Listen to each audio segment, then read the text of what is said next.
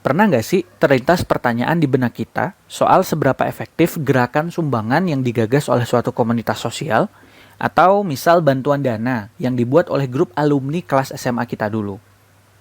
Ya bisa dibilang galang dana masyarakat yang dibuat secara mandiri dalam menangani pandemi COVID-19 ini. Seberapa efektif sih sebenarnya sumbangan-sumbangan sejenis ini?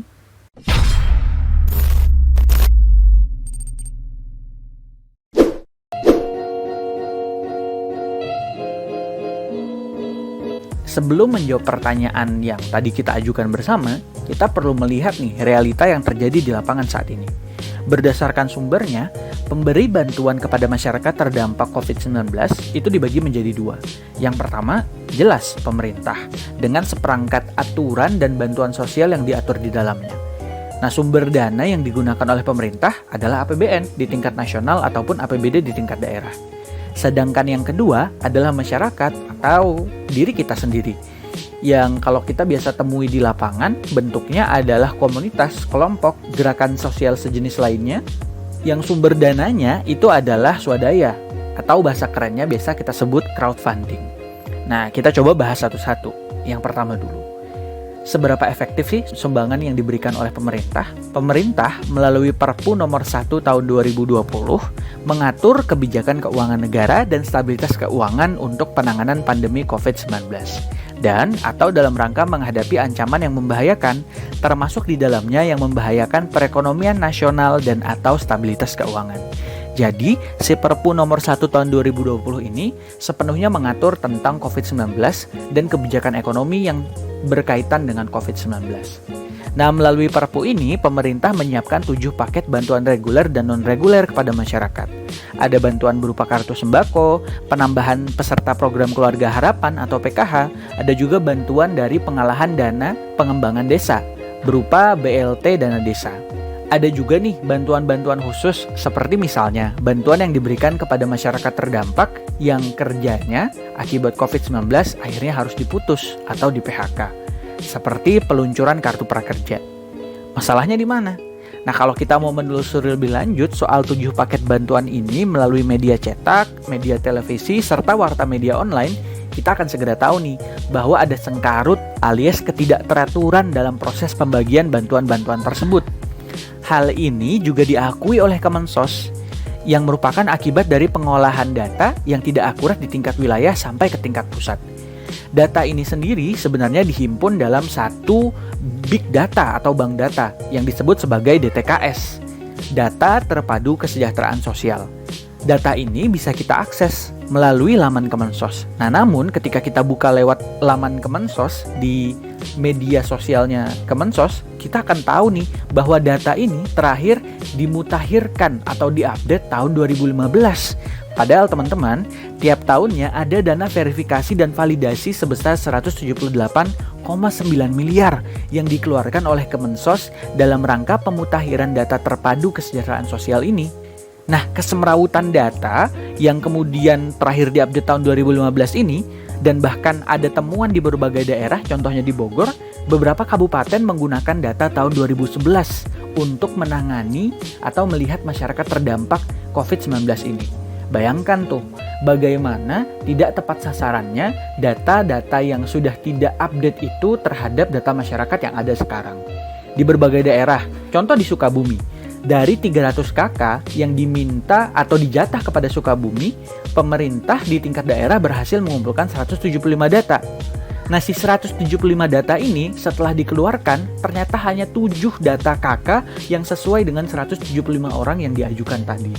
Contoh lainnya misalnya, ada satu RW di daerah di Jabodetabek yang kemudian menolak bantuan langsung dari pemerintah karena data yang diminta atau diajukan oleh RW ini tidak sepenuhnya diberikan oleh pemerintah bantuan sosialnya. Dan mereka memilih untuk menunggu dulu sampai semuanya di tingkat masyarakat mendapat data atau mendapat bantuan yang sesuai berdasarkan data yang dikeluarkan oleh RW tadi. Nah, di tengah kesemrautan atau mandeknya bantuan yang diberikan oleh pemerintah, kita coba lihat deh opsi yang kedua, sumber dana yang memberikan bantuan kepada masyarakat, yaitu masyarakat sendiri. Seberapa efektif sih sebenarnya galang dana dan pengadaan sumbangan yang bersifat crowdfunding dari masyarakat ini? Itu kan tadi pertanyaan kita di awal. Jawabannya bisa jadi sangat efektif. Kenapa demikian? Ya kalau kita mau pakai logika dasar deh, bantuan yang digagas secara swadaya oleh masyarakat tentu akan lebih tepat sasaran. Karena masyarakat peka terhadap lingkungan sosial secara langsung dan merasakan sendiri siapa yang terdampak, siapa yang tidak. Karena munculnya fenomena-fenomena orang miskin baru misalnya yang terdampak COVID-19 atau teman-teman yang memang kurang beruntung dan masih berada di garis kemiskinan harus merasakan kehidupan yang lebih sulit lagi setelah pandemi COVID-19 ini. Itu yang pertama ya, ketika masyarakat tahu sendiri siapa yang harus diberi. Yang kedua, karena banyaknya gerakan komunitas yang kemudian ikut andil dalam membantu masyarakat terdampak, akhirnya yang tercover juga lebih luas dan lebih cepat pencairannya. Karena tidak ada proses birokrasi yang jelimet ataupun menyusahkan.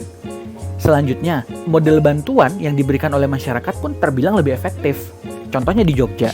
Salah satu teman saya di Jogja menginisiasi sebuah gerakan yang dimana bantuan diberikan bukan berupa sembako ataupun dana. Kenapa? Karena menurut mereka bantuan-bantuan sejenis tidak akan memberikan kemandirian kepada masyarakat yang dibantu. Akhirnya bantuan diberikan melalui bentuk pelatihan tambak ikan lele mini di ember yang di atasnya diberikan tanaman kangkung, sayur, atau yang lainnya yang bisa ditanam secara hidroponik. Nah, bentuk-bentuk kemandirian yang coba dicapai dari tingkatan keluarga ini yang kemudian menjadi gerakan teman-teman di Jogja dan gerakan-gerakan sejenis lainnya. Lagi-lagi kalau kita mau melihat seberapa efektif gerakan yang dibangun oleh masyarakat, bisa dibilang lebih kreatif dan lebih efektif karena 3 alasan yang tadi sudah kita sebutkan.